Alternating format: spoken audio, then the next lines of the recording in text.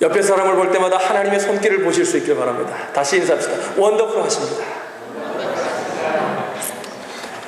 폴 브랜드 박사는 여러분 그의 오묘한 육체라는 책에서 사람의 육신, 의사니까 육신을 보면서도 하나님의 그 오묘한 창조의 손길을 깨달았죠. 그런데 여러분 보세요. 육신만 뿐만 아니라 보세요. 우리 육체에 관한 묘사뿐만 아니라 인간의 영혼 한번 생각해. 얼마나 신비로운 거예요. 인간의 영혼이야말로 하나님의 인격과 품성이 깃들어 있는 존재의 지성소잖아요. 여러분 창세기 1장에서 가장 많이 나오는 단어가 뭐라 그랬죠? 엘로힘이라는 단어입니다. 31번 나옵니다. 그 다음에 많이 나오는 단어가 뭐냐면 가라사데라는 거. 하나님이 가라사데 이렇게 그 다음에 많이 나오는 단어가 뭐냐면 종류대로라는 거. 종류대로. 하나님이 그 종류대로 이렇게 하셨다는 거예요. 이 얘기 뭐냐면 말은 말같이, 소는 소같이, 사자는 사자같이. 그러니까 진화론자들이 뭐 원숭이가 사람이 된다 성경을 그렇게, 원숭이는 원숭이같이. 난 그래도 이상해요. 그거 진화론을 믿는 사람들 보면 그 대단한 신앙인이거든요. 대단한 믿음이 있어요. 그러면 저기 동물원에 갈 때마다 그럴 거 아니에요. 원숭이 볼 때도 이거 우리 조상. 그러면 지금도 원숭이가 사람으로 변해야 되는데 안 변해. 이건 과학이 아니에요. 여러분 이게 신앙이에요. 엄청난 신앙이에요. 과학은 뭐예요? 똑같은 일이 계속해서 반복돼야 돼. 이게 실험 결과를 통해서 확인되면. 여러분 진화론은 여러분 과학이 아닙니다. 신앙입니다. 신앙.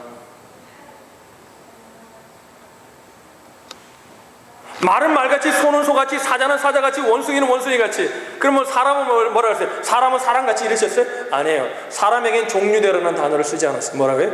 사람은 하나님의 형상을 따라 지었다. 할렐루야.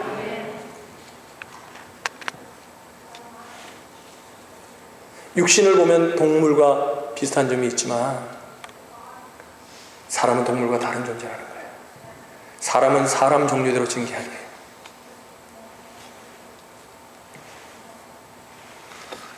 사람만이 하나님의 형상과 모양대로 지어졌다는 거예요. 그래서 인간을 창조하신 하나님, 엘로힘 하나님을 통해 우리에게 말씀하신 하나님 뭐예요? 이 우주 만물을 창조하신 하나님. 그리고 마지막 창조의 절정의 클라이막스에 하나님의 형상을 따라 인간을 창조하신 하나님이에요. 세 번째 그 엘로힘의 하나님은 무엇을 말씀하십니까? 1장 28절에 나와요.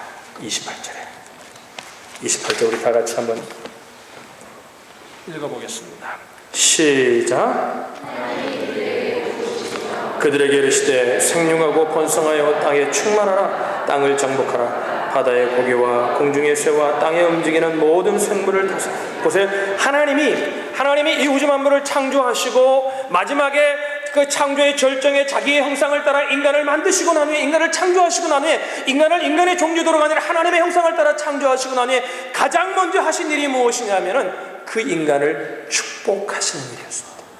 28절에 이렇게 말해요. 하나님이 그들에게 복을 주시며, 영어성엔 God blessed them. 그 사람들은 누구였어요? 아담과 하와.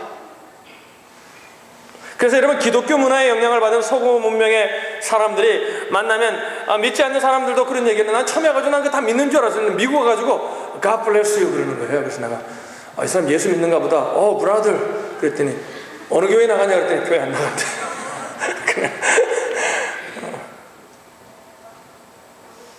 그게 뭐냐면 왜 서구 문명, 기독교 영향을 받았던 서구 문명이 God bless you라고 인사하는 줄 알아요? 여러분 이것이 바로 하나님의 창조 사건의 결과가 바로 God bless you. 성경 창세기 1장은 하나님이 우주 만물을 창조하셨다 이 사실만 말하는 것이 아니라 이 땅의 복의 근원이 어디서 시작됐냐면 하나님 만드셔서 우리 인간이 하나님의 복이 없이는 살아갈 수 없는 존재로 지음받았다는 사실을 성경은 명확하게 말하는 게 God bless you.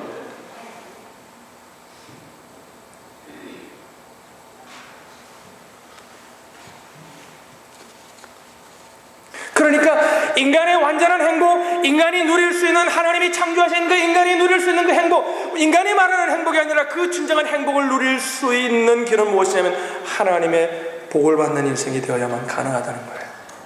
그래서 우리가 우리보다도 믿지 않는 사람이 더 잘 살 수 있고 어떻게 보면 더 많은 물질을 가질 수 있고 세상 사람들이 더 성공할 수 있도록 그것을 불쌍하게 보는 이유가 뭐냐면 우리를 창조하신 목적의 행복은 그들을 모르며 살 수밖에 없다는 거예요. 이 말을 들으면 젊은 친구들 가운데 이렇게 생각하는 친구들이 있습니다. 그래도 돈 많이 벌었으면 좋겠습니다. 많이 버세요.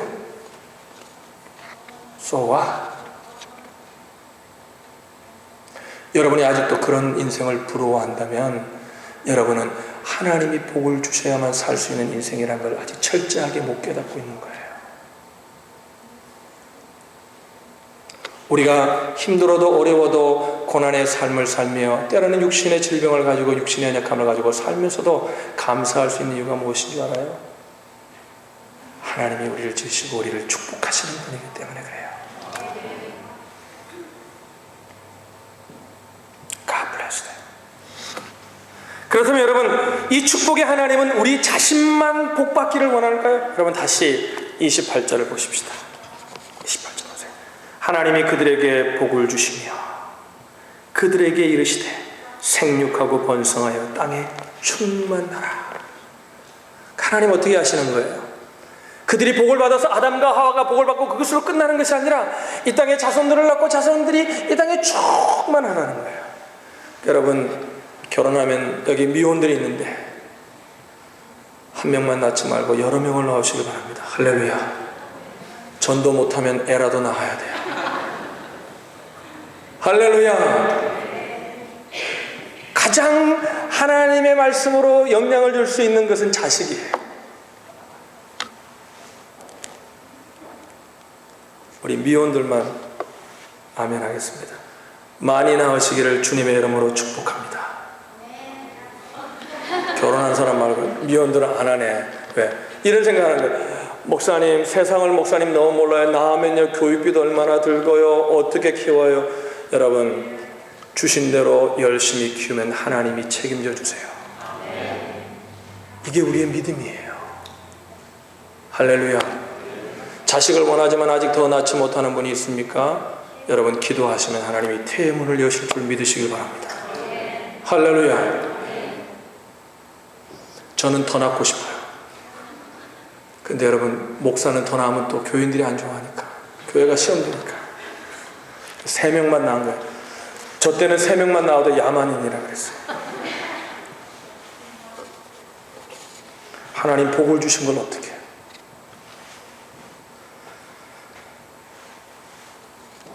하나님은 생육하고 번성하기를 원하신다는 거예요. 그래서 그러면 내 가족들만, 인간들만 생육하고 번성하기를 원하시는 것인가? 28절을 다시 보세요. 생육하고 번성하여 땅에 충만하라. 그 다음에 같이 한번 읽어볼까요? 시작. 땅을 정복하라. 바다의 고기와 공중의 새와 땅에 움직이는 모든 생물을 다스리라. 우리말에는 정복이라고 번역했지만 이런 의미예요. 원어적인 의미는 내가 생육하고 번성해서 하나님의 많은 복을 받아서 그 영향을 끼치는 복의 근원으로 살라는 거예요. 여러분 잘 보세요. 이 땅이 자꾸 그러는데 이 땅에 뭐 환경운동하고 하지 말자는 얘기가 아닙니다. 성경적인 원점으로 이 땅을 회복하고 이 땅의 환경으로부터 자유하고 이 땅의 동식물과 이 땅의 땅이 복을 받는 간단한 그 성경이 가르쳐주는 길은 뭔지 알아요? 하나님의 뜻을 깨달아 하나님의 복을 받는 인생으로 살아가면 이 땅은 저절로 좋아집니다. 이게 성경이 우리에게 가르쳐주는 방법이에요. 사람이 잘못되었기에 이 땅이 자꾸 병들고 이 땅에 자꾸 이상한 병들이 생겨나고 이상한 질병들이 생겨나는 거예요. 에이즈 이제 거의 많이 고쳤다고 합니다. 거의 이제 고칠 수 있는 병이라고 합니다. 여러분 에이즈를 다 고칠 수 있는 병이 되어보시고 또 다른 병들이 생겨납니다. 인간이 범죄로부터 하나님으로부터 돌아오지 않으면 이 땅은 계속해서 그런 일들이 악순환돼. 사사기의 말씀은 그 말씀을 계속하고 있는 거예요. 이것이 7번 반복되는 것이 사사기의 말씀이에요.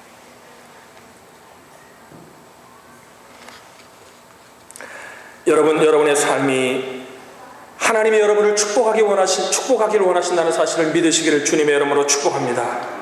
그럼 하나님의 복을 받으실 때마다, 하나님이 적은 복이든 큰 복이든 주실 때마다 그 복을 가지고 생육하고 번성하시고 땅을 다스려 땅에게 영향을 주고 땅을 축복하고 이 땅의 사람들을 축복하는 복의 근원들이 되시기를 주님의 이름으로 축원합니다.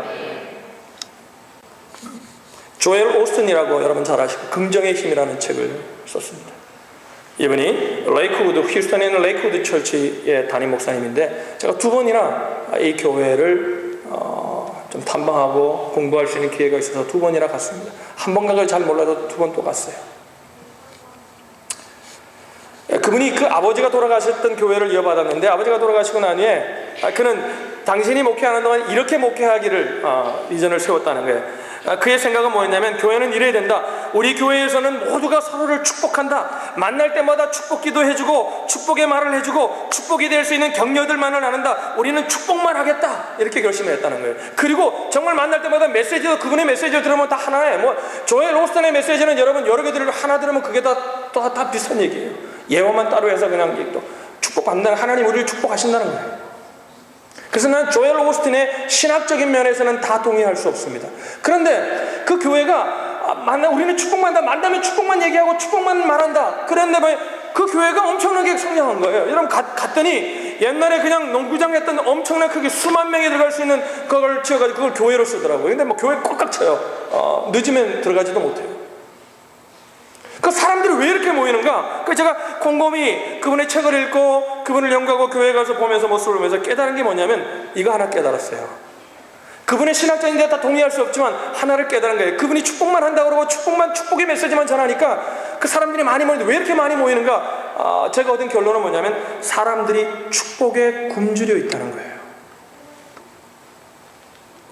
복에 굶주려 있다는 거예요. 그러니까 누구나 오는 거예요. 엄청나게 많은 사람들이 옵니다. 그래 이런 얘기를 했어요. 책에서 비판은 인생을 변화시키지 못한다. 비판은 경고를 통해 약간의 예방에는 도움이 될 수 있지만 비판으로 인생이 변화되지 않는다. 그래서 비판하지 말라는 거예요. 축복의 말만 하라는 거죠. 그러면서 예를 이렇게 돼. 부부의 삶을 보라. 부부끼리 잘못된 걸 비판한다고 부부가 변하느냐? 절대 변하지 않는다. 왜 부부가 변하지 않고 부부의 삶이 행복하지 않은가? 서로를 축복하지 않기 때문이라는 거예요.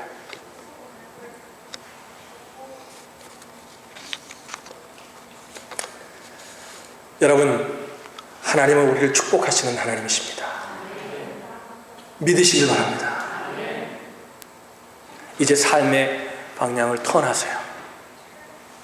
자신의 방법이 아니라 하나님의 방법대로 살기로 결단하세요. 회개가, 진정한 회개는 뭐예요? 눈물을 흘리는 게 회개가 아닙니다. 삶의 방향을 턴하는 거예요. 저주와 비난의 삶을 청산하고 축복의 하나님께로 돌아가는 것입니다. 엘로힘, 창조주 하나님을 말합니다. 그 창조주 가운데 하나님이 마지막 날에 인간을 만드셨습니다. 그 인간을 만드신 하나님이 하신 첫 번째 일이 무엇입니까? 엘로힘의 하나님은 인간을 축복하시는 하나님이십니다. 근데 우리가 왜 그 복을 받아 누리지 못합니까? 하나님께로 돌아가지 않기 때문에 그래요. 한 예화를 말씀드리고 말씀 마치겠습니다. 칠흑 같은 바다의 어둠 속에 일어난 일입니다. 배를 향하고 가는데 갑자기 불빛이 보이는 겁니다. 그래서 이쪽에 있는 배에서 함정이 저쪽에다가 타전을 합니다. 우리 지금 배가 이쪽으로 가는데 당신 저 동쪽으로 10도를 트시오. 안 그러면 충돌할 거니까 트시오. 그러니까 저쪽에서 무전이 옵니다. 답신이 옵니다. 당신이 서쪽으로 10도를 트시오. 그러니까 이분이 이렇게 합니다. 이쪽 함장이, 나는 해군 함장이다. 명령이다. 항로를 변경하라. 이곳은 나의 통치 아래에 있다. 막 얘기를 합니다. 그러니까 이쪽에 얘기합니다. 저는 2등 수경입니다. 당신이 방향을 바꾸시오. 그러니까 이렇게 얘기해. 함장이, 그래 나는 군함인데 내가 돌진한다. 그랬더니 그쪽에서 답신이 옵니다. 그렇다면 함장님 마음대로 하십시오. 여기는 등대입니다.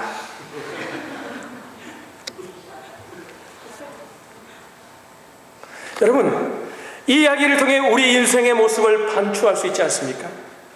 부부간에도 늘 서로에게만 바꾸라고 합니다. 자신이 바꿀 생각을 하지 않습니다. 자식에게도 자식이 변해야 된다고 얘기합니다. 부모가 변할 생각을 하지 않습니다. 성도들끼리도 이렇게 바뀌어야 된다고 얘기합니다. 그러나 자신이 바뀌어야 된다는 생각을 하지 않는 경우가 얼마나 많습니까? 여러분, 하나님은 우리를 축복하시고 하나님은 우리를 변화시키시고 창조하셔서 그냥 버려두시는 하나님이 아니라 우리를 날마다 축복하기 원하시는 하나님을 믿으시면 아멘 하시길 바랍니다. 그렇다면 여러분의 삶의 방향을 트시길 바랍니다.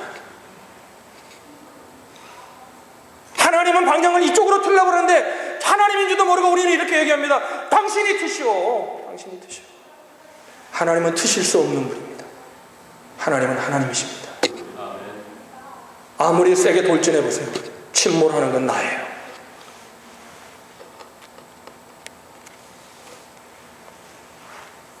내가 먼저 인생을 바꿔야 한다는 것입니다. 사람들이 이런 얘기를 해요. 자녀가 바뀌면 우리 가정이 행복해질 텐데. 저는 이렇게 그런 부모에게 얘기합니다. 부모가 먼저 달라지십시오.